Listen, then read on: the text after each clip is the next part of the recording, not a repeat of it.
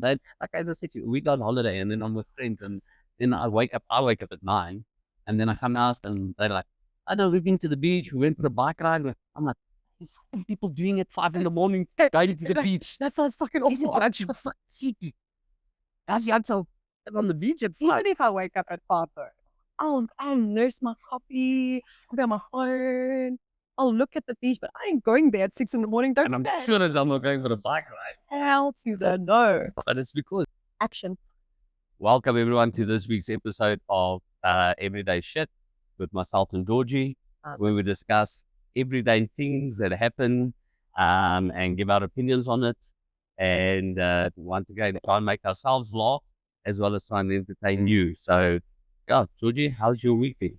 Let's do it. I am going to start this off with, let's speak about some of the highs and some of the lows of this week. Okay. That's how I'm going to navigate this week. Okay. So, my week has been hectic. Okay. Good hectic in that sense. Good week.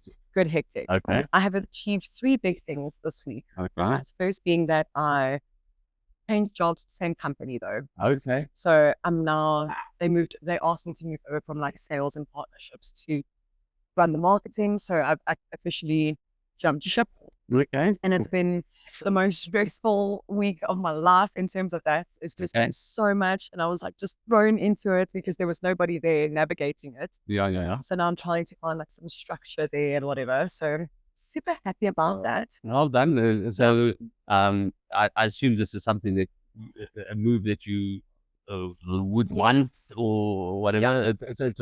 It's not just a case of you've got a new role, but it's something you actually probably enjoy doing more. Yes, and it was definitely like communications that I had put forward that I wanted to move that direction. So it was just really nice that they were listening. It was really nice to have them say like, you're right, we actually need to put you to like more valuable use and whatever. So yeah, I was super happy about that. Okay, congratulations then. Thank you. In terms of the job itself, it has been kicking me in the ass a little bit. Lots of programs, lots of new things to use from when I worked in marketing before to now. A lot has changed and a lot has progressed so much.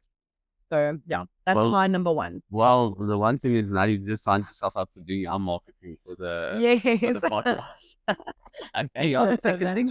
Okay, second thing is that I officially became a South African resident. High five. Yes. Congratulations. I have waited 25 years for this. That's the thing. It sounds like a lifetime, and it's also crazy to me that you've had to wait this long and you've lived like almost your entire life. Yeah. No, listen, the systems in South Africa are lacking so bad. Nobody knows what they're doing. When they do know what they're doing, by the time you get anything in, the laws have changed again. They are making it so difficult for people to do anything here. So that was a huge achievement, but it was a lot of money spent, a lot of fighting, a lot of lawyers, a lot of this, a lot of that. So, and just a quick question, like, why did you have to do the whole lawyers thing? And so initially how this went down was I was born here. Yeah. And then at the time that I was born, my parents were both foreigners. They were obviously from Serbia, and my unabridged certificate stated that they were both foreigners. When my parents had addressed this, they said like, you know what, it's not an issue because she was born here, so they'll just issue her whatever status she's supposed to have. Whatever. In the meantime, they had said that by the time I turn 16 and apply for IDs and everything will be okay and they'll grant it. When that age was sort of approaching and my parents were inquiring about it, that time they had said, well, oh, we're sorry. Sorry that's what you were told, but the laws have now changed. Okay. And the laws in South Africa now state that if you're born here, it's not your right to have status here. It's absolutely wild. Absolutely wild. So I think it's like here and Mexico and another country. That's why all the Mexicans.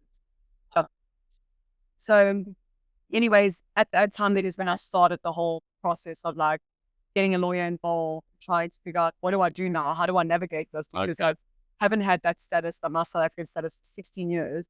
Now, when I'm going to apply, they're like, well, why did you fucking leave it for so long? Meanwhile, like, you Oaks told me, but every home affairs that you go to, they all have different rules. So that was like a step up. In the interim, the Guptas were involved, remember? And then they implemented the VFS, the visa facilitation. Center. All of those came into play. We weren't dealing with home affairs directly anymore. So new laws and new structures and new people and new dumbasses came into play. And it just every year delayed me more and more and more. I was putting applications in, I was getting rejected. I was getting them waived, I was getting rejected. Like it was just a constant pile of crap in account. Eventually came across an agency that specifically deals with people who are having issues with the government.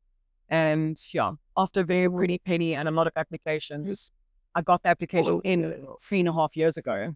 I've only gotten the documents now though. Jeez. So even that took a good 3.5 years of wait. So yeah, wild. Yeah, huge pressure lifted off my shoulders now. You're officially one of us. Officially one of you. So now, when I'm wearing my Springbok jersey, it's for real. It's legit. It's legit. Yeah. Okay. So it's such a crazy feeling, actually. I've been waiting a very long time. Okay, so there's another thing coming. So this has already been a bit of a What's a week, eh? a roller coaster flight. Yeah, a lot of things happening. Okay. I know. The first one, I still haven't drank. I thought I was going to ask you about that. I was going to ask you for an update on how's the no drinking day. Still haven't drank a drop of alcohol. Let me tell you, I have noticed I do not have supportive friends because all of them are like, just have one, just have one. It's just one shot. It's just one glass. I'm like, what don't you people understand? I'm here. I'm actively talking to you. I'm actively involved. I'm dancing. I'm here. Why do I need to have the booze now? 100%. And funny enough, you should mention it because how crazy that this is exactly something that I experienced last night. I wanted to ask you actually, did you experience? No, so this is okay. So now I'm not sitting in your friends or whatever. No. But like for instance, I must say I have such a good and my friends are big boozers. But I have such a good friendship circle in the sense that my friends straight off the bat will like, Also, go for it, buddy. Well done. This and that. Like I went to a birthday party. And I just made like I was gonna, because everyone, like had a shot, and then I went for the shot, and the person went, no, they were stunned. Don't didn't do so well. Well, yeah. So I must say, but yet, funny enough, this that I experienced this exact same thing yesterday with another person that stopped drinking, and the friends were just trying to pressure. I mean, come on, it's my birthday, just have one, this, and I'm going, guys, like in my head, obviously I don't say it because it's none of my business, but I'm just going, like, why? How long has that friend of yours not been drinking? Roughly the same time as you. Okay. I did realize that in the beginning phase, people don't take you seriously. Yes. So that's the one thing I did notice is that, so I think maybe if I ever get to your stages where it's like, okay, this person is actually a non-drinker, not just not drinking for a while or whatever, I think they have a little bit of a mind shift. So I do see the difference already from like my 3rd or 4th week now to like that first weekend that I didn't drink. Now they're really like, oh, actually, I'm so proud of you. Are you sure you don't want one though? And I'm like, oh, just please. You see, so what I'm finding, for instance, is that because the friends are big drinkers as well, and sometimes the friends can also get a bit messy. People don't want to get messy by themselves. You see what I'm saying? So now it's a case of like, I wanna drink, but I need you to drink with me because otherwise, once again, it's that thing of I'm gonna get to a level where you and I are not going to be on the same level, and then you're going to get to a point where you're gonna be like, listen, I'm gonna go because the discrepancies to you. Here's what I have noticed, right? People don't go home early because they're boring, because they're not drinking. I have noticed. So let's backtrack. Like 2 weeks ago, Yeah. I go to a mate's house, and there's like a few of us, and it's really cool. We're in the bar, like chilling. Later on, we say like, okay, cool, let's play a game of 30 seconds, like all good and well, right? And it was an awesome night. But as we're progressing in the game in 30 seconds now, and the shots are like flowing, whatever, people are reading these questions progressively slower. Yeah. I'm getting progressively irritated. At least I know you're competitive. Mostly I'm competitive. Yeah. But when I'm drunk, that does seem to, down. just a little bit. Well, I still scream and shout in like, like fun way, but it doesn't irk me as much. Right? Yes. Now I'm like, okay, everybody's quite drunk. One of the girls that I'm playing with, she's like one bottle of red wine in her, and red wine hits you. Yeah. Even when I had my highest tolerance, if I drink a bottle of red wine, I'd be a good type of drunk, right? And now she's like reading it so slow. I find myself almost getting up saying like, can you fucking say something? And eventually like 11 comes and I'm like, and they're like, thinking maybe to play another game or whatever. And I'm like, I'm actually pretty tapped out. Like I'm like, I feel like my cup is full. Yeah. You know, like I can go. Not yesterday, the day before, I decided to stop by like a restaurant, CDM, and last week when it was the rugby. I didn't watch it there, whatever. But I said to Mark, okay, cool, I'll stop past on the way. But now because I got there after the rugby and everyone's already been having a few drinks, whatever, I'm there for about an hour and I'm like, actually, I can't embark on proper conversation with everyone.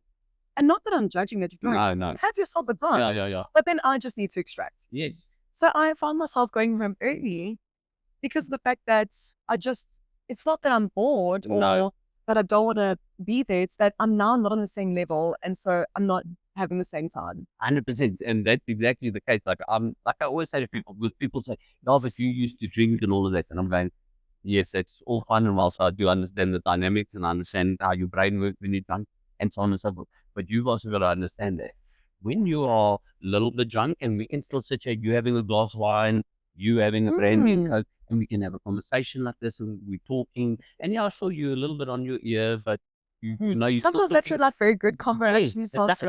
And like a couple of weeks ago, I had that at Red Fly at the pedal. I was friends that I hadn't seen for a while, and they were drinking, and I sat there till we closed Red Fly down. Okay. And then people that obviously normally would say to me, but why don't you want to stay late?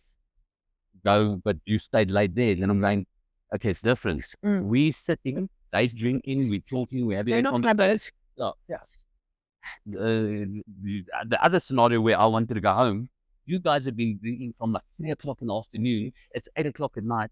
You are sandblasted, and like the sort of cup you're talking is no longer amusing to me. I've actually realized it's made me more punctual. Because I'm like, oh, you know what? Let me get there in the beginning when everyone still comes mental. 100%, so that I can spend some time with you before you're too far gone. That level. Yeah, and that's the thing, and that's one thing. Like if you can tone the drinking down to a level where we are still on a similar level, then I can stay here with you all night. Yes. But it's once you guys start getting messy and you're repeating yourself, and then suddenly somebody says something, and then people want to start fighting and arguing. Like the one time, like the one time I'm sitting there, and then now some guy said something to some girl. So I'm like, okay, well, firstly, there's like a big stick fierce or something else. So let's not go clean. He said something, he's a knob. But let's not now stop.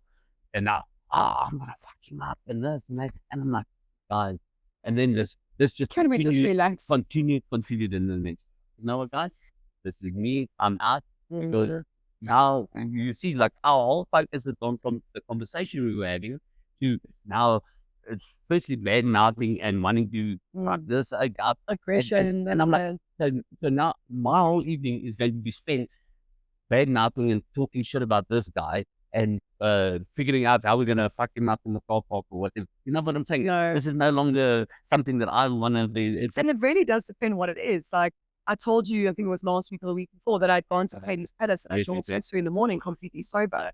And I realized it was because there wasn't a very conversational interaction or a very like, in the beginning you get there, everyone's having conversation over, but then the DJ starts playing and you're actually dancing a lot of your nights away. So that's why I could be there till 2 in the morning because I didn't have to embark on all of this conversation with everyone. I was actually having myself at all. Yeah. So I could stay till like 2 in the morning.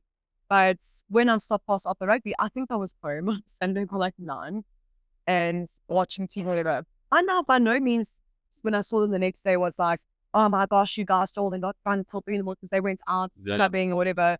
And I was like, lekker, man. I hope you guys all had yourself a good time.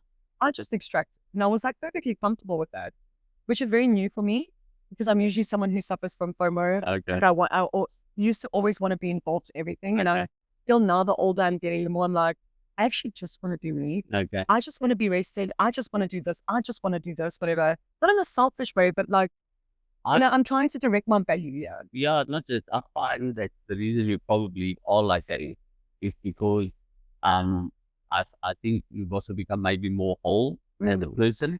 I feel sometimes that when there's something missing within you and you're searching for that something, you think you want to get fill it with the other thing. When you are more completely at ease with who you are as a person and with the space that you currently occupy, you now find that you don't need other things to fulfill you. And it's more a case of as long as I'm happy I'm good. I completely agree. I think maybe in those moments, you don't want to be alone. So you're always searching for like that next high, if you will. But now I'm like, I grabbed a Woolies wrap and I sat in my bed, watched a sitcom, and I was like, God, I'm so content right now.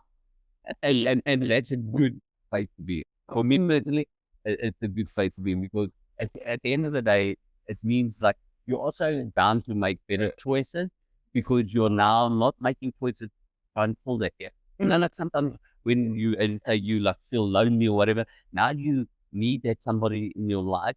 So you grab at the first person that gives you the right bit of attention, or like maybe not the correct person. God, that's so. It's usually not the correct person. Usually You usually grab onto the fire. Once again, because why? Because of it sounds bad, but desperation. And like normally, it's like what I always say to my mate. When you're so desperate at a club and you're like continuously like hunting for girls, you never get. I'm like, just have fun with the boys. And the girls will and come that to you natural energy exudes. That's it. When people see you having fun, then you become more attractive. Contagious. Yeah. You become more attractive when people are like, oh, that guy's having a lot of fun. Let's go. And then they will naturally come to you. That is so it's true. always, and that's why they always say, it finds you at the time you least expect it. But when you go searching for it, you just end up getting all the wrong things. No, that is so true. And that's why I think now the position you're in, because you now don't have that need to fill that void, you're probably going to attract better energy. That's what I'm saying. Bring it out there. So here's my one dilemma as well. So I have like a little bit of a moral dilemma going on. I've actually been really enjoying one of the things I've been enjoying the most is just firstly actually getting something out of my weekend. Yeah. Like I do like 5 things in one day. Legit. I'm like, I'll stop at a bar for a little bit. Like I get up in the morning, I do something, I pedal, maybe gym, stop at a bar for a little bit, meet another friend. I'm getting so much out of my weekend. It's incredible. When I was so hectically hungover, I was getting up at maybe 10:30, taking an hour to become, like come to yourself or whatever the saying is. Like, yeah. And then by the time you know it, it's 1:30 or something like that, and you're supposed to maybe get to about, but you've done nothing with your morning. You get home from your bar late, probably drink again. The next morning you wake up, say, fuck, I didn't sort out whatever I was supposed to sort out in my garage. And these sound stupid, right? But I'm just like, I sorted out like so many things that I've been saying that I'm going to, and I haven't. So like the productivity I've loved. But the dilemma was that I booked to go to Ireland. And one of the things I really want to do there is go to the James Distillery and try all the different malts that they have or whatever. It's like one of the main things I wanted to do while going there. And I'm like, I don't know if I want to break that or not. I'm scared that if I do it, then I'm just gonna be like, oh well, I might as well drink now. Okay, so my opinion on that is, once again, you seem like a very strong-willed. So and you got a very strong mindset. So firstly, where you're going and what you're going could be doing is a once in a lifetime thing. If you were alcohol dependent, I would say don't do it because that will spiral. The biggest thing is, I'm pretty sure you could say to yourself, look, because I'm not sure if you're going to do it all in one day or over a couple of days or whatever. But just one day. I would say have that mindset that this doesn't mean now the whole island trip is a booze trip. That one day you are going to do something, and for the rest of the time in Ireland, you're going to stay sober. So go there for the one day, go and enjoy it. If you overindulge, you overindulge. But I'm also going to probably throw it out there that you're probably not going to go as big as you would normally go, because you're going to still have that mindset of like, I'm doing this for the experience rather than I'm doing this to get hammered today. I think. So I think you'll probably not go too crazy anyway. But if you do, you do. But I wouldn't not do it, because how often are you going to be on Ireland? How often, like it's something that you wanted to do. So go and do that one day and then get back on the bandwagon. Where I think if you do decide to do an whole Ireland trip into a bit of a boozy trip, it might be slightly harder. Like they said, like, don't make the one cheat meal the whole week. Like have your cheat day, but then just get back on the routine, and it'll probably be fine. 100%. And so therefore, I think, but because as I said, because you come across as somebody that's very mental stuff, I don't think you'll get to that point where you'll then spiral back. Because also the other thing is now you have noticed the benefits of not drinking. So once again, then that's the thing that I found. The longer I stay sober, and the more it motivates me to stay sober, because I'm just going. I'm seeing clearly now, okay, and I see more and more things that I used to do. And there's much less drama in it. That's it. And I promise you, like I'm seeing the drama from other people. Okay, like things that people have done where they can't show their face at places for a week. Okay, and They look their dignity on the floor. and their name and everything. And the problem here is, when I say to myself, how many times have you found yourself in that situation? Maybe just said something you shouldn't have said and somebody overhears it. Or, and like I said, so somebody also said to me, like, okay, yes, I drink, but I've got other good qualities. And I said to them, 100% you have got other good qualities. Yeah, but surely that other good qualities should outweigh the one negative. Depends how much you're drinking. And that's the thing. I said, and secondly, just remember one thing in that, and I can talk from experience, none of my good qualities come out when I'm drunk. Okay. None of them, in the sense of, like, you could be the most genuine, nice person, empathetic, whatever you want to call it. But when you're drunk, you brace it, you engage in gossip, which is shit that I probably don't necessarily like to do when I'm sober. As I said, just in general, you maybe use more foul language than you normally would. Yeah, and you definitely are more dramatic. I have found, which I'm super happy about. Someone did say to me yesterday, like, "Oh, you're not drinking," and I was like, "Yeah," and they were like, "You've been like the same. Like you've been the same with or without drinking." And I was like, "It is just because I am a naturally loud, extroverted person. I like to have a good time. I can do all of these things sober or drunk. It's really, if I'm drunk, I'll just do it for longer." But that's Yeah, I think the Matt to me is a massive compliment. I also thought so. I was like, I'm taking that. Yeah, because think about it. That means you don't need the booze to be fun. What? Where a lot of people, unfortunately, do need it because they are not, maybe I didn't say naturally extroverted. Extroverted, yeah. So they need that little bit of loosening up. But, you know, like when people say to you, you know what, you don't really notice the difference. And in that is, first, it's a compliment on the type of person you are, which means you are naturally bubbly and I'm naturally like loud. and so that's it. Once again, that even also reinforces the I don't need to drink because I think our base is the, what do they call it, anxiety. Yeah. Like the next day when you got that anxiety, the whole day of being home, I just want to go home and sleep. And then you see that's where you also waste time and days and whatever. And you eat crap. And I was noticing, so like, even if it was a Saturday that I was drinking, by the time I got to training on Monday, because I train at like 6:30 in the morning, my training on Monday was still very sluggish. I just, lethargic. You're just not the same. And I just want all of that to go. And the problem is, once again, I used to be the same. I used to gym like a madman, and you'd never see any results because I used to gym 4 days a week and I used to drink 3 days. So like Friday, combating it, yeah, and the point is, and then at the end of the day, you sit there and you go, why am I not seeing results? And then you have to really sit, take stock, and go, maybe because you can't out gym a bad diet. No, you cannot, especially booze. Booze. The biggest thing is booze in calories that are so, like. No, I must say, I use you as an excuse for everything. I'm like, I can eat the cheesecake, I'm not drinking. Because you're like, you can have your calories elsewhere now. And that's my answer for everything. And then my sister goes, you're going to get fat just on that logic. I'm like, shut up, Lucy, and say I can. Yeah, Lucy needs ice cream all the time.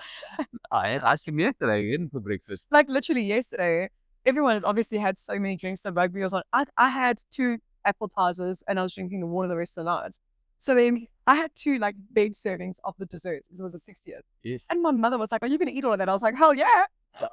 You guys are drinking it in your gym.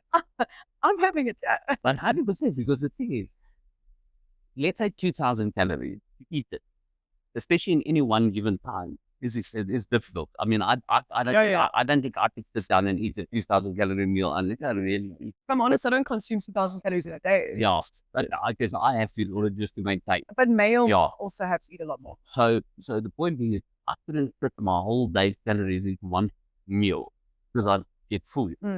But try and drink it. Like before you even know it.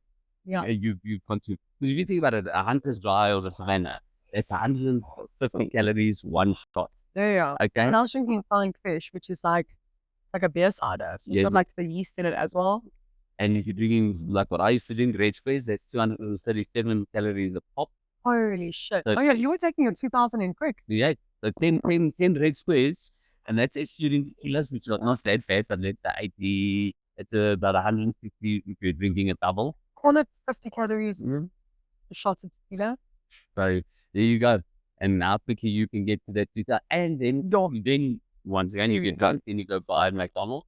That's the thing. You eat crap afterwards as well. Because you the double. Yeah, not because I know when I used to drink, I'd wake up the next morning, it'd be a Sunday, and I'd be sitting with my phone going, come on, 9 o'clock, so that Mr. D will open. And then I can. And it is. And the whole day after drinking, I'm eating crap continue, not just the one meal. As I'm done with that, like, you can feel your body is begging for replenishment. Yeah. So it's constantly begging for some kind of food or whatever, but everything you eat is unsatisfying now because it needs more and more. You've burned calories, this, that, also just jawling, or depends what you're doing. So it just wants to replenish energy, and you replenish it with crap. Because when you're hungover, who's going to eat a fucking salad? Not me. Nobody. Not this guy. No, nobody. I don't get it even when I'm sober. Let alone in a drug. But yeah, the other thing.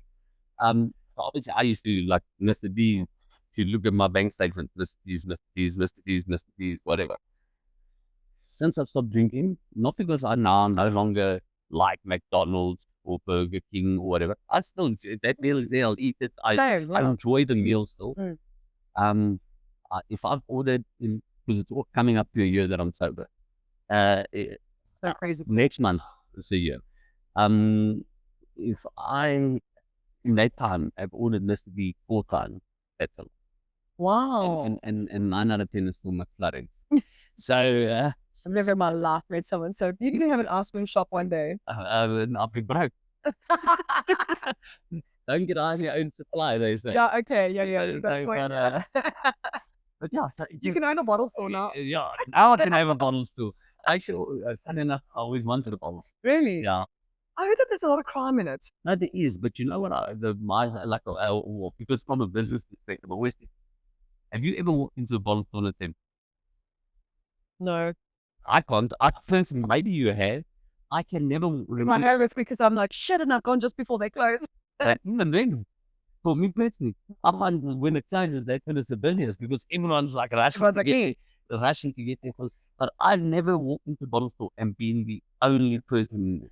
Also, have you ever seen someone enter a bottle store and go, oh, I didn't find one looking for a walk out with nothing? Very. Yeah, no, never.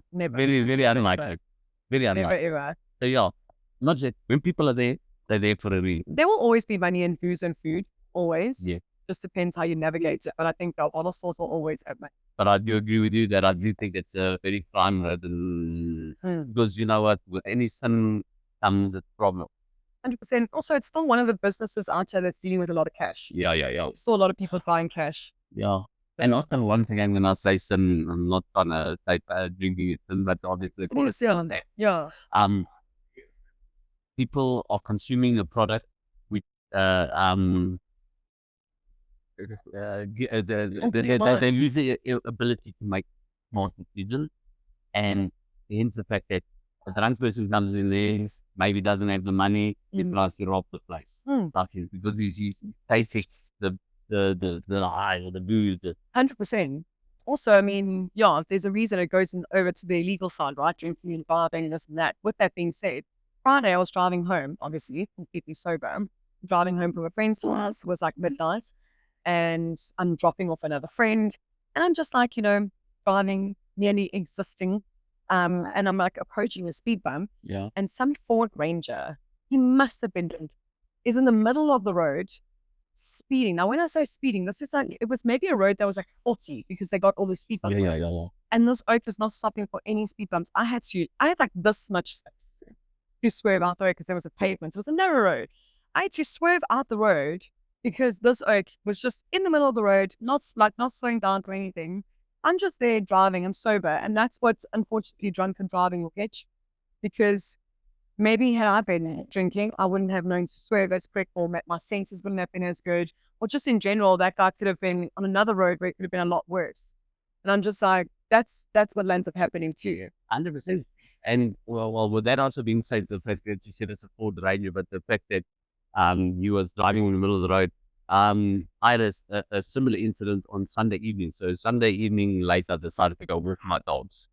And I had this car up my arse, and it like had right on, and it was like right up my arse, and it was trying to overtake into oncoming traffic and cut me off and all that. And then obviously I noticed it was a Ford Ranger, and then we got to the traffic light on Michelle, just went through a red traffic light and all of that. And then I suddenly realized that got probably stolen.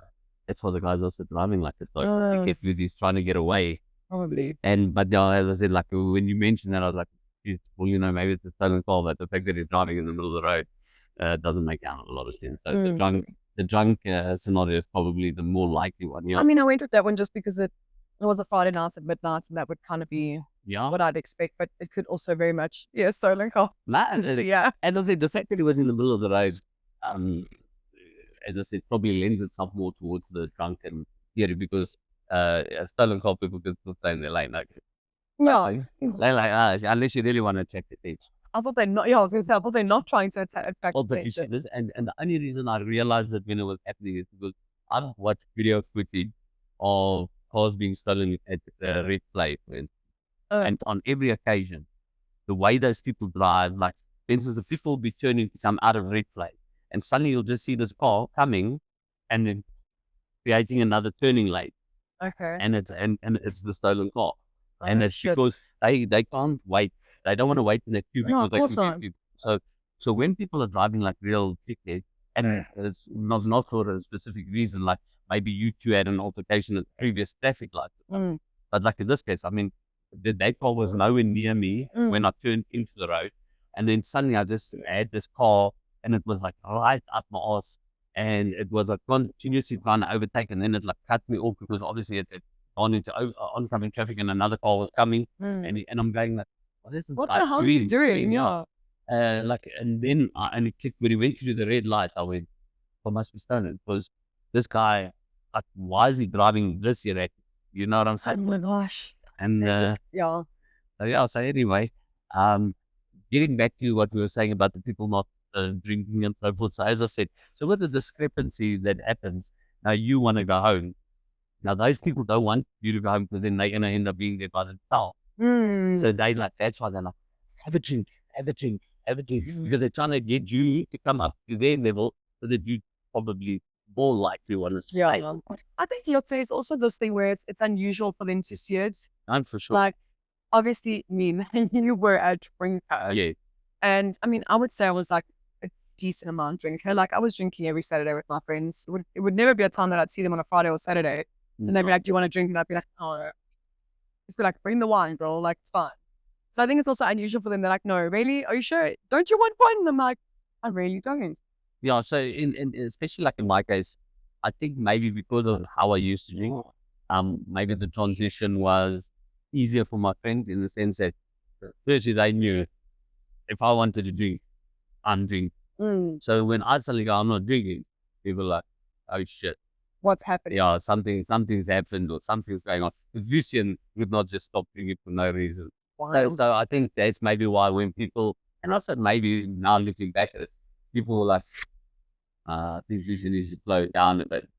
And when I did slow down, people were like, okay, this is probably a good thing. So people went. Oh, they're probably like you're applauding it. Yeah, because people like, you know, like I know, like I see some people, and then I'm just like, you know, they need to actually slow down because the drinking is no longer healthy. I have noticed that, and I'm like, I'm trying to stay as humble. I don't want it to be like, oh, you didn't drink for much, no, you're on your fucking high horse. Like, I'm trying to, but I have like looked around. I'm like, you know what? Every time I see that person, they're hammered.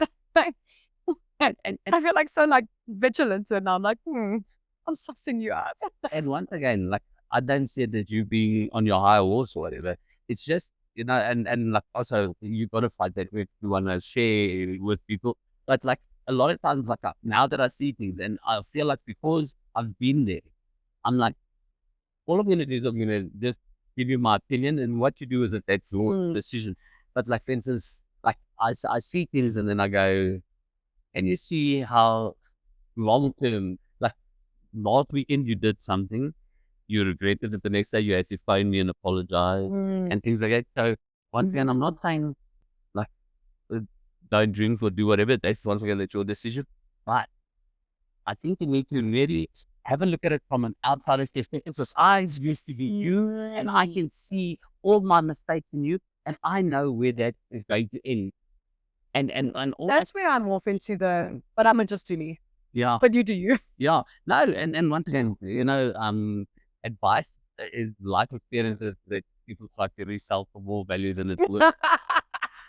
I like that. So the long and the short of it is you got to fight with it. And like a lot of times I'm just like, Jesus, it just make you realize one thing. Like I can tell you long term, this is going to cause you heartache and pain, and don't do it. I think that's why I'm like, I really got that curious bug of like, well, what if I do it for 2 months? What if I do it for 3? What will happen if I do it for 6? Like, I'm trying to see like what will be all the other things. I want to see if I can progress a little bit in my training. I want to see if I ever want to go back to it. When I stopped vaping, which was in September, I'm also almost a year back. Okay. Yeah. And the first 2 months, it was so dramatic in the sense that like I really craved it, and like a nicotine craving is something like no other. Yeah, it really is a crazy thing. And I thought I was gonna long for it. And most smokers that I spoke to, they were like, "Oh, I stopped smoking whatever X number of years ago, and I still think about a cigarette or whatever." Oh yeah, that is all a lot. Yeah, but I can honestly say I'm like really okay without it. Like I've actually really excelled without it, and I'm so much fitter. My lord, I'm so much fitter. And then I see my friends, I see my friends who are sick. They vape, they clutch on their vapes, and they say, "Oh no, I got the flu," and then they clutch at their vape. I say, "Are you fucking normal? Like you can't leave it for 2 days just to get better." No man. So with that being said, I think also once again your why is big enough. So anything that you leave for a specific reason, you could maybe justify having to do it. So like this is where people say, I still crave it after 8 years or whatever. I'm not saying they don't, but I'm saying because you had a health scare which made you stop. I think your brain is so programmed now that I don't crave that because I almost died type thing. So your brain's like, I don't see any of that in a positive light. Yeah, I definitely. So it's like I have like a PTSD from it. To let you in, I was having medical issues, but yeah. So I think I've burned such like a PTSD to it that I'm actually like, no, thank you. Nothing good about it. Nothing about it. With people that have maybe just stopped with maybe don't idolize it anymore. With the people that have stopped because maybe the kid was born or they just decided that it was costing too much money or whatever. They still don't like. They still have. There wasn't that mental shift. That shit, yeah. They still have some fond memories of me. My mother's like that. My mother almost developed what is it, emphysema or something? With the lungs, whatever. Yeah. But she never actually got to that stage. I had said to her, "You should just go to the doctor and get tested." Like, it's like, look after your health. And I'm that type of person. I pay my medical aid. At the beginning of the year, I go and do all my checks. Like, by like February, I got no savings, but I know I've done everything for the year. I go to the dentist, the dermatologist, the gynae, this. I do all of those things. I'm like, I'm sweet. I check my organ is done. And I was telling her, like, you really need to do this. Really, she hadn't checked herself in like, God knows, that generation. Yeah. Anyways, and then the doctor said to her, "You are on the verge of like death. You are using 30% of your lungs." And he was like, "If you carry on smoking, you are not going to watch like your children walk down an aisle one day," or something like that, And she threw away the box of smokes that day, but not because she wanted, because she was told that she was going to die if she did it. Yeah. And so every day she didn't have that mental shift of, I actually don't like it anymore, or it's bad. She didn't have that mental shift. Hers was very much, I was just told, so I can't. Yeah. And so she still tells me that she dreams about smoking. She's now 8 years not smoking, but she tells me that she still dreams about it. Like, so I think that was it. She didn't have that mental shift and that like, which is one of my topics, which is coming up. She didn't get icked. Okay.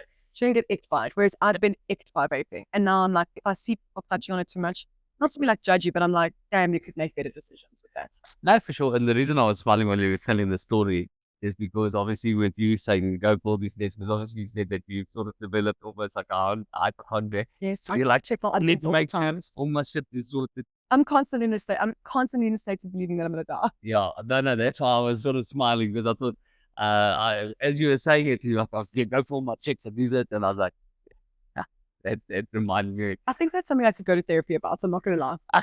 One, I guess if it becomes unhealthy and it stresses you out a lot, yeah. But I do believe that it is good to sound opposite because, as you said, like the older generation, they don't go to the They doctor. really don't. And the problem is, then, like, once again, nobody wants to find out they got cancer or whatever. Sometimes if you find out early enough, you can 100%. sort it out. But if you 100%. keep, because the times where you like, they leave it and they leave it and they leave it, and by the time they find out, then it is at a terrible stage. And then also, that's also at the point where you then start doing all this stress and trying to clean on your life. Yes. And then I'm just like, It's just such a downward spiral, and it maybe could be combated, and you know what? Yeah. Of bad news. You know what I'm saying? People don't want to hear. They like, we all suspect that, like, it's like the same as like people with their dogs where they're like, I think my dog's got cancer, but I'm not going to take it. Like, like, I can't deal with I it. don't know if maybe it's a case of like our parents' generation, also that things like maybe our generation is dramatic. Because like my mom has, like, she's a typical European, like, old school mom. She's like, she has spat that sentence at me so many times, like, oh, you kids are so dramatic. Oh, you think everything's wrong with you. Now, granted, I do think everything's wrong with me, but like my siblings don't, And Think that is anything wrong with you, or oh, they don't know that. They're not dramatic. Okay. But my mom has also had friends who have passed away and things like that, where the doctors have said, had she come a year earlier, we could have actually combated all of this. Or, or my gynae always says to me, women go for pap smears. And she's like, 9 times out of 10, if something is irregular in your pap smear, we'll pick it up and you'll be fine, even if it is cancer. But if you're coming regularly, you're clearly not in stage 3 or 4, you're not dying, we can see you're fine. And if you catch it in 1 or 2, you'd probably be fine. Yeah. So I'd rather just check those things. Once again, prevention is better than cure. 100%. And as I said, just once again, it's just that people, it's that ostrich effect. But I'll just stick my head in the sand and hope it all goes away. That's that. I can't live my life like that. No, neither can I. I'm that girl. That's what my sister said. They say, I'm that girl in the horror movie. When you're watching a horror movie, you say, don't go there. It's like, in the middle of the night, yes, and I'll move the curtain and be like, who's there? And they're like, you're the one in the horror movie that dies first. Well, because once again, I'm not that type of person. I'd hate being hunted, if you know what I mean. I'd rather go out and Head on. Yes, because the anxiety caused by the being hunted is going to kill me probably. What's the alternative? You're going to stay under your blankets. And wait for it to come. No, I don't say all this. Not that I'm hoping that my aggression will chase you away. Because it's funny enough, when I was in the UK, I stayed on the golf course. So we stayed on the golf course in the middle of nowhere, the UK. So I was on the golf course for 2 years, never had an issue. And one night we went out drinking, got home like late, and we decided to carry on drinking. And next minute the golf club alarm goes on. So one of two things, like, it's funny how you have these alternative thoughts. The first thought that I had was, it's got to be a false alarm because UK. And I mean, we're in a really good area. Nothing really happens. Nothing happens there. Whatever. Then the second thought comes, the alarm has never gone off in 2 years. And why not? And why is it going off now? Surely there would have been other false alarms. And then anyway, so grab golf clubs and down we go. And as we get to the window, I see the guys inside the golf club. Oh shit! Okay. So now, obviously, so then the guys comes and storms the window where I'm looking into. Anyway, so now I'm busy trying to get the door open so we can get in. So they obviously running, and I'm like flying in there like a bat and owl with the golf club. I'm like, switch on the lights. To my buddy that's there, I'm like, switch on the lights. Okay, so they run away, but just that natural instinct was like, yeah, I was like, I don't know, I just felt like a more safe thing in a sense where I just felt I get that. I was so scared that I just felt like this was my only way to protect myself. Females don't really have this instinct. I'm sorry, females don't have this instinct. We don't have the grab the golf club and go swinging kind of. We're like, just hide away, wait for someone to save me. No, well, I guess it's probably once again, it probably comes from females needing to survive in order to protect their fawn. So I think that it's very natural. It's a natural thing to like. Men were the protectors. Self-preservation. It's the same way as like when I would tell people, that a lot of times you see a very good looking girl with a guy that's not so good looking, but he's got a lot of money, and they're like, oh, just after the money. And then I go, to a degree, probably. But also, you got to remember that it's a natural thing within your DNA that to seek out somebody that can provide, sport, if you want to call it that. 100%. And That's it. and that just the fact that they can provide mates in the trip. Like, physically is not, but like if you as well, like you can look at somebody now and think they're not all that good looking.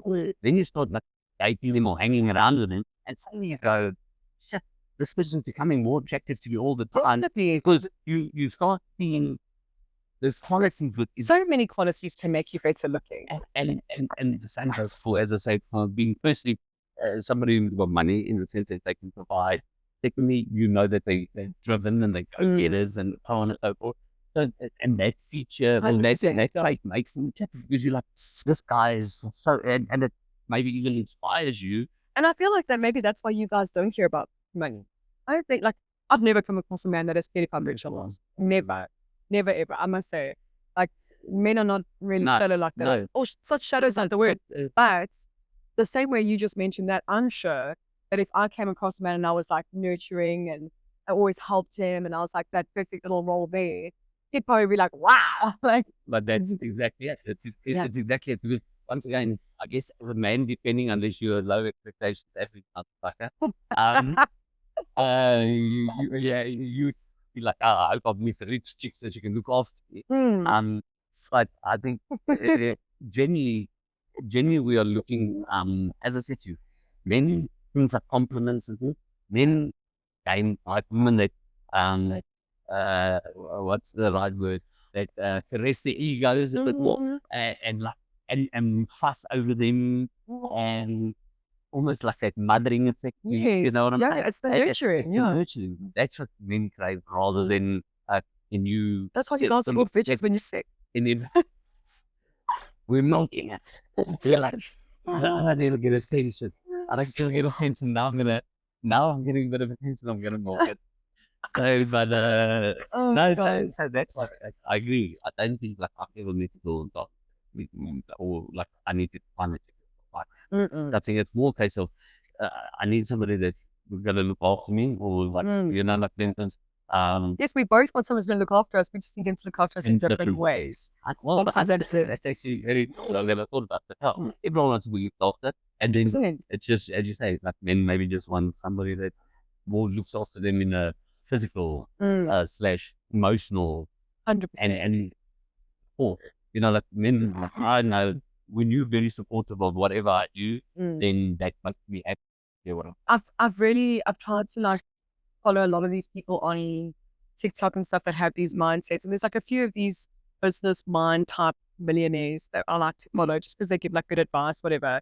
But a lot of them, like their main premise is if you do not have a good woman that is going to support your making money, like it is not, I'd say easy, but a man can make money, yes or no, he really can.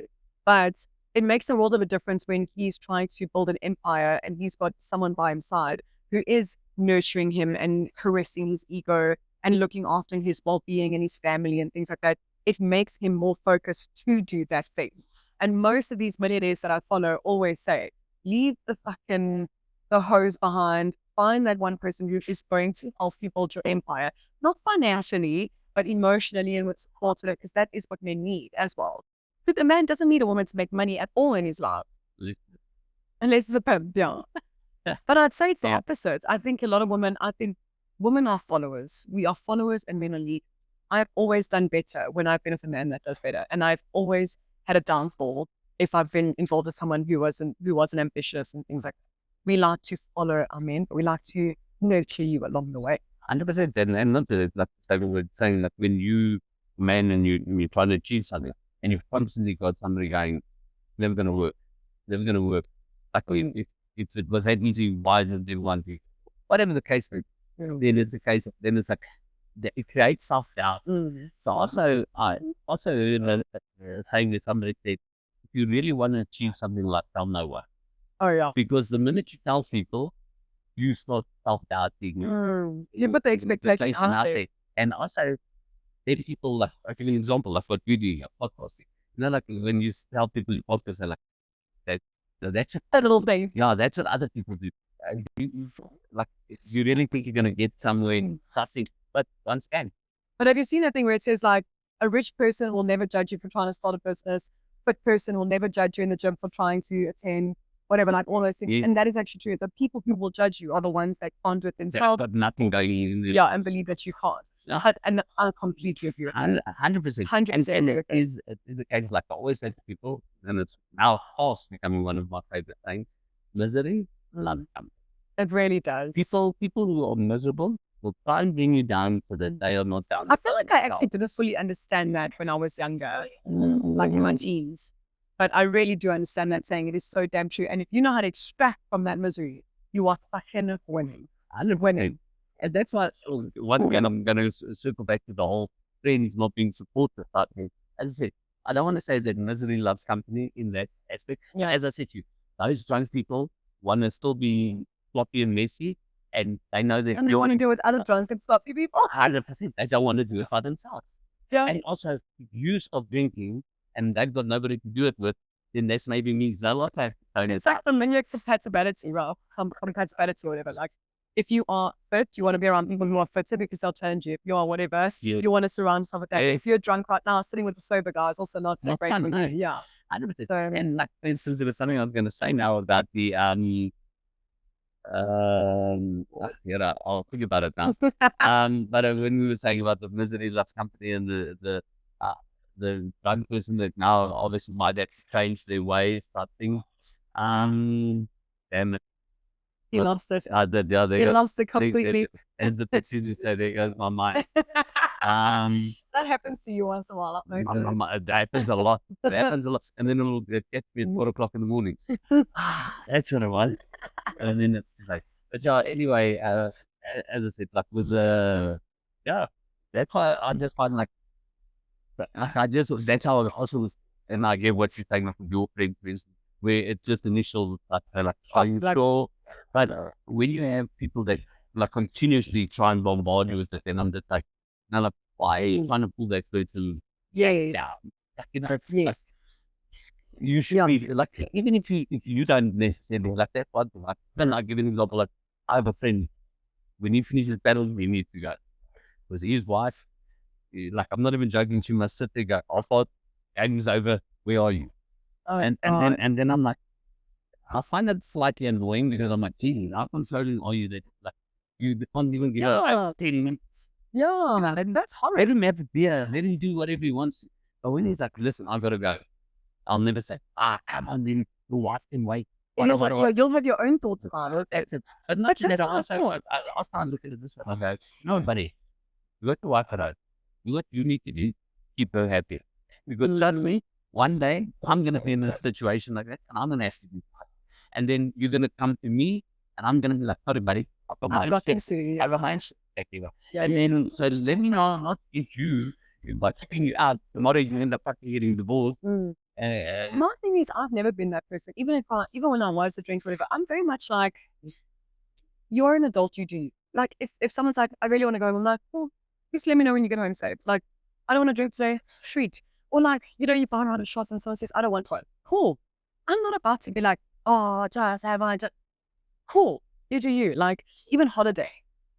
It irks my mind when I'm on holiday with someone, and if I want to do something a little bit separate that day, they like have a shit about it. Like, I had a couple of friends like that. I'm like, we all gonna have breakfast here. I'm like, okay, just relax. That's also my holiday. Like, I also paid for this. And my sister and I are very much alike like that. She will leave me a note and be like, oh, I've got it my man for breakfast, meet you afterwards, whatever. And I'm like, it's also your holiday. Like, that's perfectly fine. And I was like, I thought we had this mutual understanding as adults. Just leave me be. Like, why are people forcing others to drink and others not to go home? And I was just like, just like guilt tripping. Guilt tripping. Why? Why is this the thing? My birthday. Why don't you have a sugar? Because I'm not drinking. Sorry. It's as simple as that. I'm not drinking. And once again, as I said, like, I do understand where you're coming from. So just a shopping. But as I say, a lot of friends that I just, that's what I was going to say. I used to compare myself to Peter Pan. Boy that never wants to grow up. Okay. And like, for instance, like almost when you see your friends are all leaving and growing up, then that Peter Pan thing becomes more because now the all of them go, that maybe means that I have to go now as well.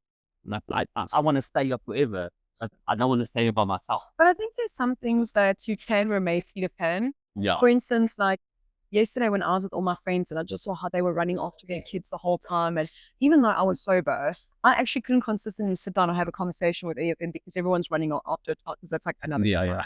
Everyone's running after like one of their kids or this or that. And it really just made me realize more and more, it just confirms it for me more and more that I really don't want to be in that space. Like I really don't want, and maybe I'm not growing up or whatever. No. But I've more and more realized like I don't want to be in the mother role. It was, to me, it looked annoying. It looked like hard work. It looked like very selfless, which is not what I'm willing to give. Like, and I was just like, And that's okay though. It's okay to be selfish because once again, it's each to their own. If somebody wants to devote your life towards a little human being, you go for it. But I'm exactly the same. Like, I'm not even joking. Like, I never used to think about school holidays the way I think about school holidays now. Like, I used to always be like, school holidays are like the best thing. Traffic dies down, all of this. Now suddenly I know a lot of people that kids anymore. School holidays is how on earth. Yeah, because you've got to keep these kids entertained all day long. And you can just see the mothers are like, and these kids just go back to school now. Literally, that's what they say. It's always that. I need these kids to go. I love them, but they need to go. I'm just starting to think, does the pros weigh out the cons? Nah, for me it doesn't. Like, for me, it doesn't. And also, once again, for me, the biggest thing is I do believe it's got to be like an innocent, not calling. You know, like, this is what they go, I want to be. I want to teach this kid how to kick a ball and shit. I'm like, I like having friends with kids, and I'll live vicariously through them, and I'll be like, I'll come from your school concerts, and then it's like me going to my own kids. When I want to go home, when I go home, I'm like, these such little noisy buggers out of here. And I can sleep late, and I don't, like as I said to you, we go on holiday, and then I'm with friends, and then I wake up at 9, and then I come out, and they're like, I know, we've been to the beach, we went for a bike ride. I'm like, people doing it 5 in the morning, going to the beach. That sounds fucking awful. That's fucking sleepy. That's young on the beach at 5. Even if I wake up at 5 though, I'll nurse my coffee, I'll be on my phone, I'll look at the beach, but I ain't going there at 6 in the morning. And I'm sure that I'm not going for a bike ride. Hell to the no. But it's because, because those kids are, Daddy, we got to ride the bike. Daddy, and you're like, Jesus, they just got on the bike. Do my fucking head. And this kid's never going to shut up.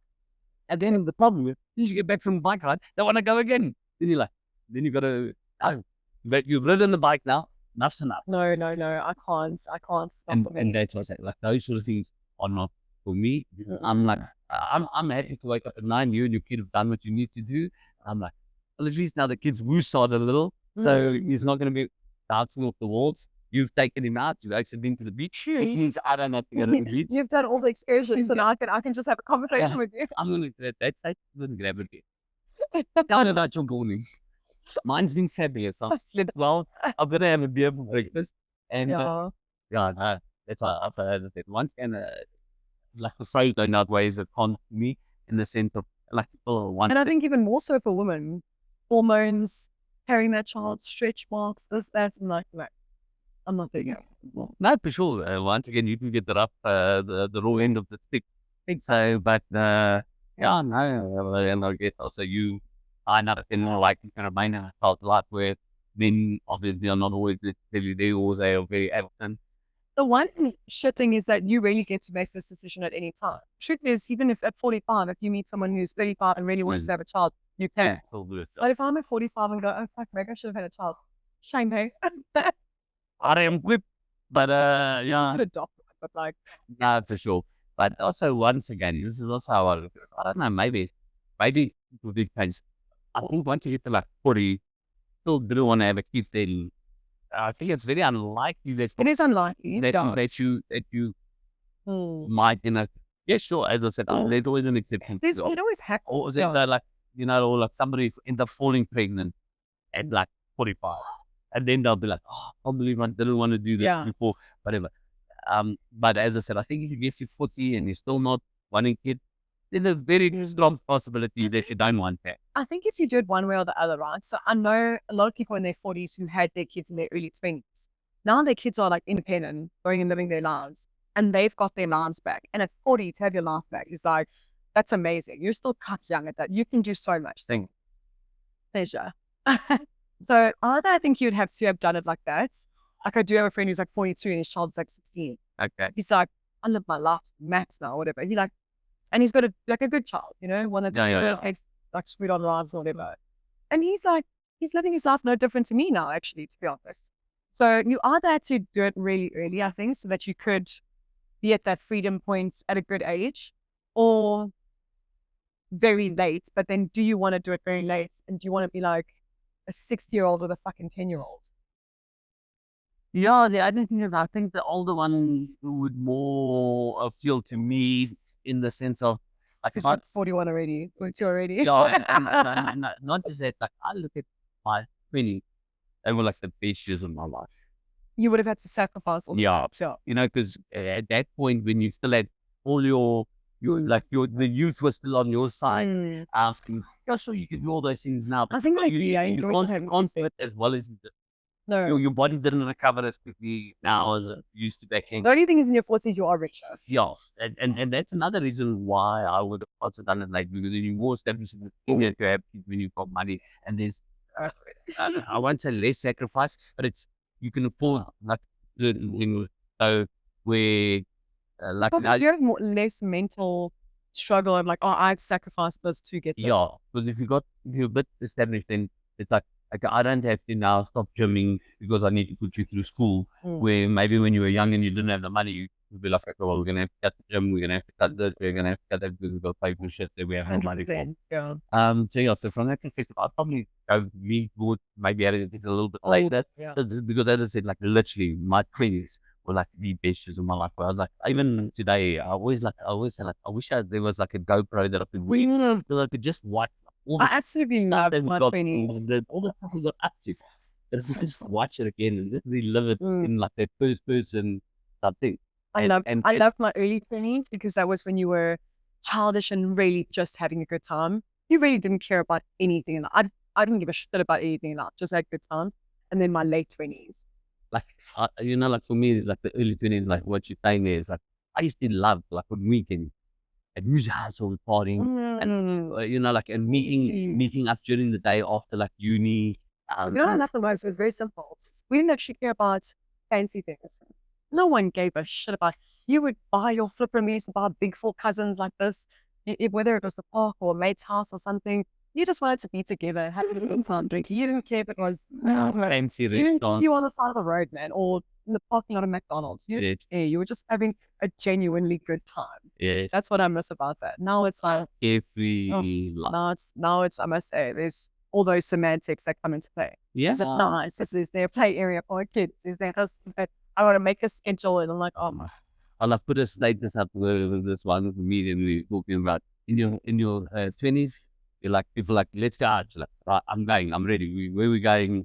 Like I'm ready. We can leave now. In your 30s, you're like, where are we going? Is there like what are we? Time. Yeah, and I'll drive in my own car. Yeah. And then in your 40s, you're like, I'm just upset that you thought I want to go.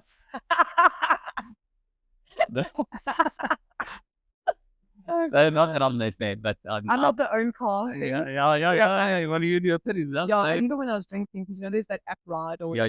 They can pick up your car. Right, I'm like, no, thank you. It's fine. I'll bring my own car. That way I can fuck off whenever I want. 100%. And then what's even worse, hey? You know how you are. You take your own car on purpose. I would even look at people's driveways and say, no, it's fine. I'll park out of this. I don't be parked in. Yeah, I don't. When I want to leave, I want to leave. And when I want to leave, I want to leave. 100%. What again? It's just you. I think lots of people got slightly less energy. When you're young and patience. Patience is small. Yeah. Patience, I think, is a big thing. I must say that's the one thing my mother did tell me about having kids younger compared to having kids older.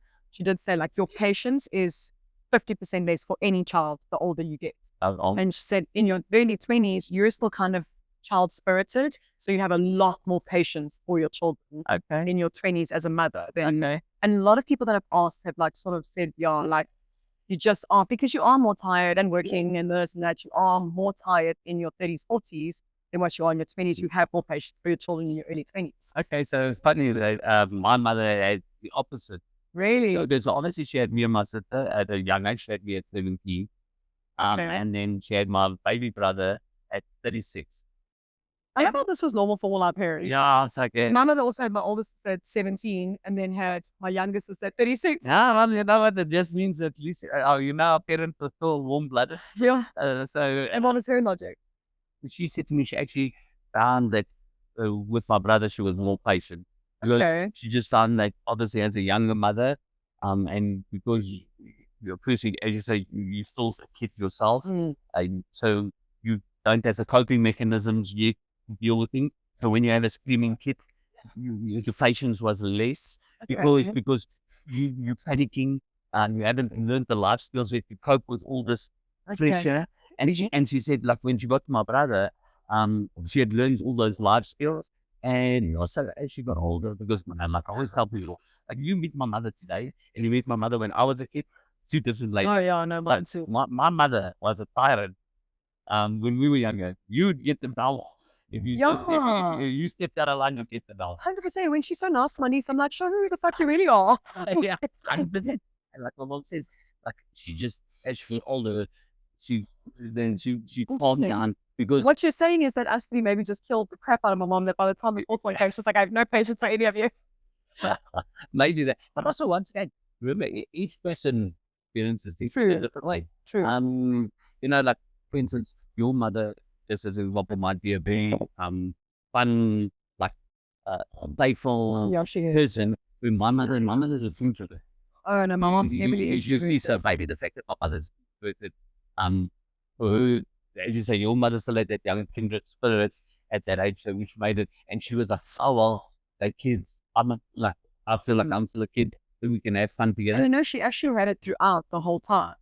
And I think that's what it was. Because by the time she had my sister, we were already like, great, she's our life energy, like Yeah, I should say. And so by that time, Lady Lamb. yeah, by that time we were in our teens or whatever.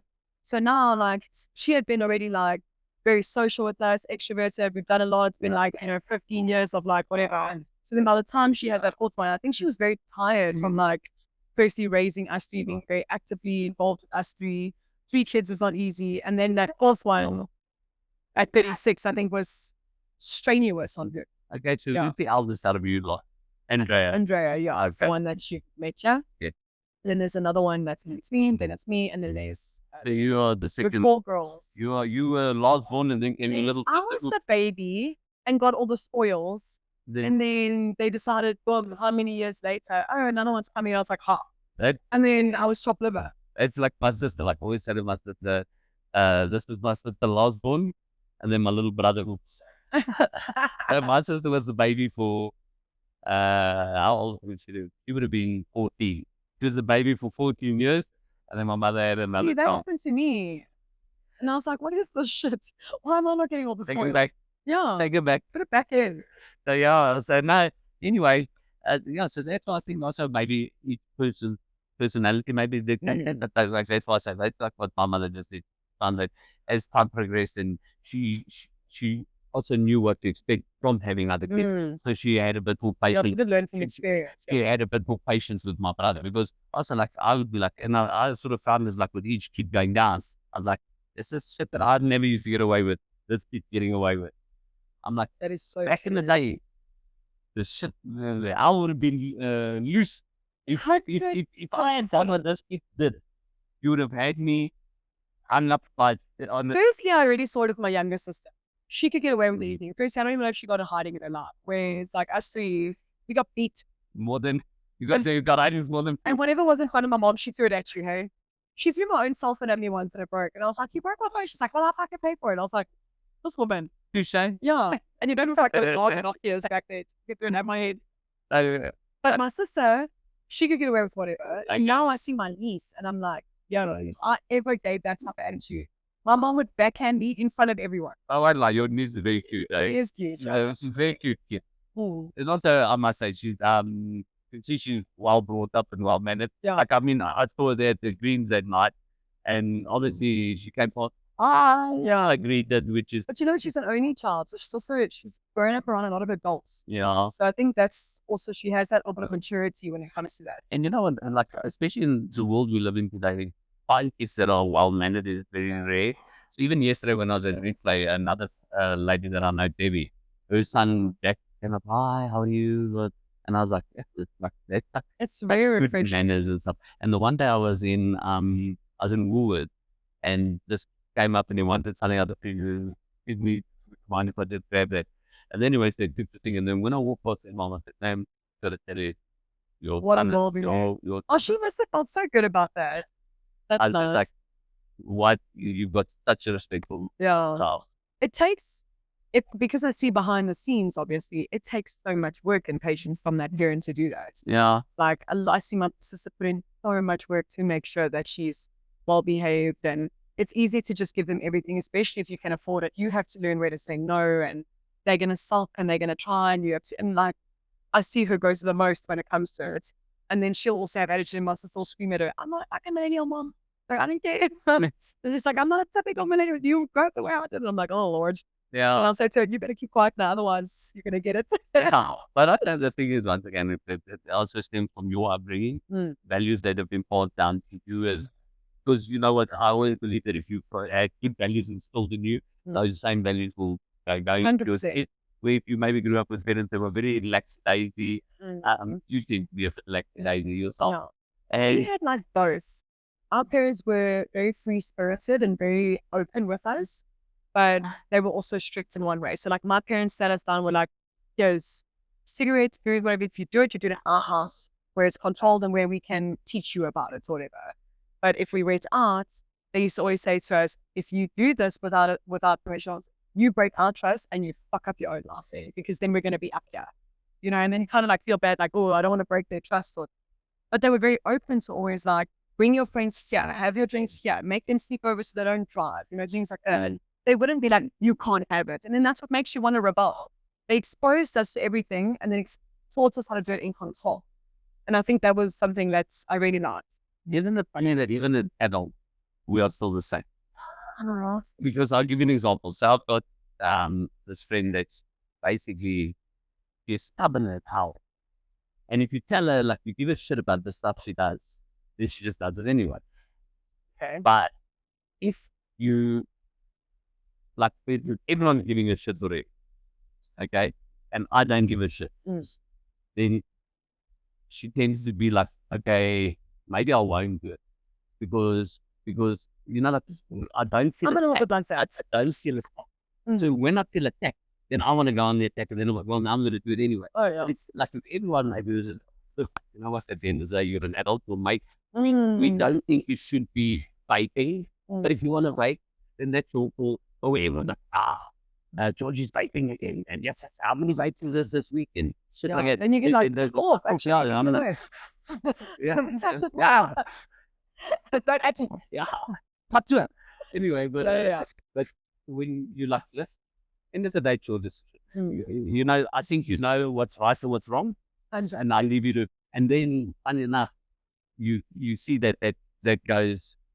You know what? Maybe and then It flips the switch a little. and then she ends up making the right decision, and then it's like, My mom used to have this logic with us and boyfriends.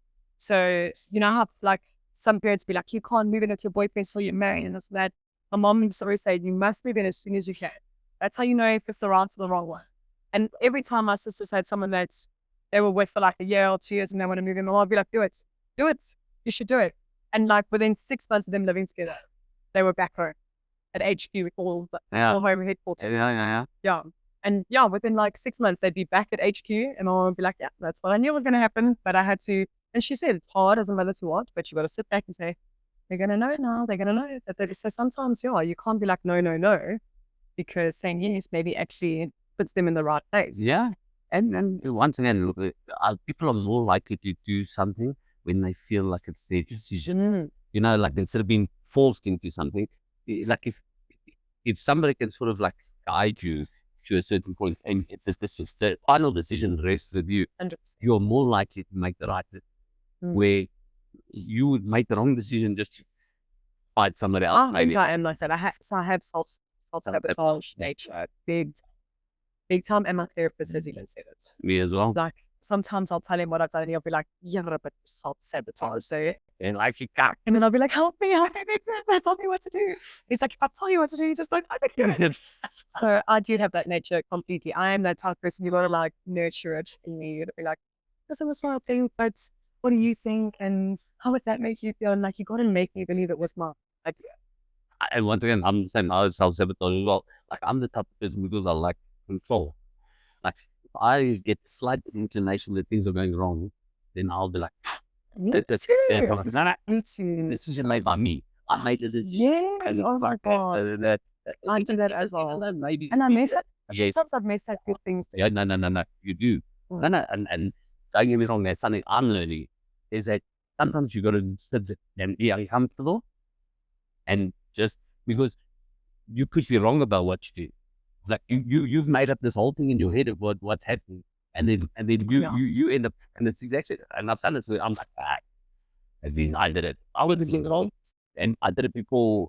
Like, got to a point where I'm Did the therapist also Yeah. tell you that? yeah, no, I know, and it's like, it's a case of, because when I'm scared of getting hurt, then I'd rather I end it. Oh yeah. That it's on my turn. It was me. I did this. I made this decision. Blah blah blah. Oh yeah, I do that And as at well. least I know it's coming, and I feel control. I am learning how to shift it now. I've got some of the tools to cope, but yeah. So I'm trying to actually take more of a none of this is in my approach, which I do not like, but I'm trying. But I've self-sabotaged a lot in life. I'm trying not. Listen, I'm getting to the same point where I'm just like, not so much let the reins go, but I'm also like saying, you don't know, you like the same way I don't know the future, good or bad. So I don't know what good's gonna happen in my life. So I must apply the same logic to bad. I'm sacrificing all these things. Like me with my thinking I'm gonna die with my. But you don't know it. So live here and Live in the present. and let shit take its course. And trust that everything will work out. Like, that's my biggest thing that I keep saying to myself all the time. What if it always does better than you? I'm the same. Back in the day when I was like, let's say like 3-4 years ago when I was going through a breakup and fuck, my job was terrorizing me and whatever. And like I was having like a really bad year. I left a long relationship. My job was bad, whatever. And one of my sisters, she's like this hippie chick. Hey, everything happens for a reason and the stars are aligning. I can't even stand it. But she used to always tell me that, she used to be like, this energy that you're exuding, it affects your life. And like this logic that you're carrying, it affects your life. And I used to be like, because your life is going fine. Like, literally, I was so hot-headed, honestly. But because I was so fragile and reactive about everything that was happening. And I took a bit of a different approach or whatever in like the last, let's say 2 years. Now, literally all I do is I say like, I hope for that. I live in the abundance and it's going to happen when it should. And that's literally all I do. And that's exactly what has been happening. Everything in the last year and a half, I can honestly say that I've been like, I want that. I don't know how I'm going to get it, but I know I will. And it's going to happen when it should. I've literally just been taking that approach. Okay. And it helps me also not put pressure on having to do more to make that thing happen. And then at the same time, it really does make me exude more of a positive energy. And I really have been receiving more now that I've calmed down and been more positive. Now, maybe it's a coincidence. I don't know. But maybe it is a mind shift. I don't know. They say everything's made out of atoms. And if you, exude energy that's positive or counteracted or whatever the fuck, I don't know. I'll roll back again what I was saying earlier in the sense of when you chase something, you don't get it. It comes when you least expect it. So when you take off that pressure and you don't come across as desperate for it, find rather than... Yes, it's literally, it circles back to that. Exactly what you're saying. If you're just focusing on having fun, let's say in your club or whatever, you're exuding positive energy, you look funner because you're just doing you and being positive or whatever, and you automatically become more attractive and make other people around you happier. And it's just such a ripple effect. And negativity is a ripple effect as well. And it's not that, like, how many times in my life I've gotten into situations where I don't know how we're getting out of it. Like that, but we're fucked. And something always comes up. Something always comes up. Like, I don't know if you watched or not, but there was this one episode with Charlie where Alan obviously figures out that Charlie's in like deep financial trouble and stuff. Okay. And then he's like, Charlie, you really got to like start cutting down on your spending. And then he comes home and tells these diamond earrings I bought my girlfriend. He was like, where are we? I've just told you the money's running out. Now you're spending money. He's like, spending will come up. And he's like, you can't live like this. And then next minute Charlie gets some gig and he gets a massive royalty check. And then he's like, I told you. Something will come. Something will come up. And But you know, sometimes like what they say, more luck than brains or whatever. Yeah. Sometimes it really just is that. Let me tell you, say this to you. Any successful person, I believe, had some sort of luck contributing to that. Because And timing. Sometimes it really is about at the right place at the right time. Oh yeah. You were there with someone who needed I think it's always about that. So, like, for instance, I've got a friend, like, straight out of school, just ended up being at the right place at the right time, started earning lots of money, and today is extremely wealthy. I'll tell you. And there was nothing special about him. He was just at the right place. I dated someone before this, and you know, for the life of me, I was like, why did the universe or God or whatever you believe in put this person into my life? So it wasn't for a long period of time. All it did was fucking terrorize me. Like, I was just like, what the hell was the purpose of this one? What lesson did I learn here? But I also did realize that I met this person, started dating him, and it was a friend of mine that introduced me to the friend of my boss today. And that's how he ended up saying, you know, you should actually talk to this chick. She's really what you're looking for. And I ended up meeting with him. And it's been the best journey I've ever been on. It's been the best people I've ever worked on. It's been the most successful I've ever been. And I travel with them, and it's literally been the best move for my career I've ever made. And I met them through that. And I was like, I think that's why maybe that was literally just it. Like, maybe it had nothing to do with my lessons, my relationship. And I think maybe it was literally just that person. And I'm okay believing that, to be honest. I think it's probably true. Yeah. Because, like, for instance, I met my ex-wife moving overseas with another girl. Oh, yeah. So at the time when I was moving with this chick, and I ended up meeting my husband. I ended up spending 18 years. So like, once again, I wouldn't have met her if I never moved and if I never met the other chick, I never would have moved to the UK. So, and also, as I said, my 20s was the best years of my life. I spent a lot of those in the UK. And I don't know if I would have had those same experiences over here. And I tell you, I probably would have had. There would have been something, but once again, at the same time, I'm just going like, I needed to meet that chick that took me to the UK with so many other things. I was offset from that. True. So we didn't go through any of our topics today because we just love to talk so much. There is one low that I just want to chat about. I think this episode will probably come out maybe when we're approaching the summer, probably. So yeah, I just wanted to put out that this weekend was actually a really rough weekend in the motocross and motor industry or community. I want to just say rest in peace to Ricky Roth, number 25, lost his life on the track yesterday. And when this comes out, it will be summertime, and all of you guys will be on your bikes and you'll be hitting it hard, hopping your wheelies and all of that. And I just want to say, be safe, don't be reckless, and yeah, you guys lost a good one. Well, okay. I didn't even know that. Yes. Okay. Yeah, and on that note. But before we get to that, have you listened to Matchbox 20? No, I didn't. Okay. Shit, I forgot about the song. It's okay. But anyway. Okay, I don't know if I have a new one for you today, though. Don't worry. Listen to Matchbox 20 because I had another one for you, but first, that one we'll get to. Because funny enough, I saw the song that I wanted on the way out. I was like, this is actually quite a cool song. And I don't know if you know Carolina Liar. That's a band, Carolina Liar. Okay. What do they sing? Probably the one song that I know is the one that I'm going to tell you. Okay, so don't tell me anything. Okay. So, I'm not over. Care to sing for us? Nah, not. I was thinking then I think I'm Elvis, but no. But the point is, it's just like I heard it at a party one time, like many years ago, and this tune was just so catchy, and it's one of these songs that I can listen to over and over, and it's just something about the song Because Okay. the words itself is not like I normally listen to the words because that's where I find like the stories. This one, there are some words and I do know what it's all about, I think. But to me, it's more just like the guitar and the like beat and everything. So Okay. on my way out, this was playing and I was going, this is a bloody good song. Okay, how about this? Let's find ones you're gonna recommend. I'm gonna find one. I'll text it to you. Yeah. We'll still talk about it in our next episode, 100%. and we can put it up. Okay, Yeah. well, on that bombshell, Okay, awesome. keep it See you locked. guys next week.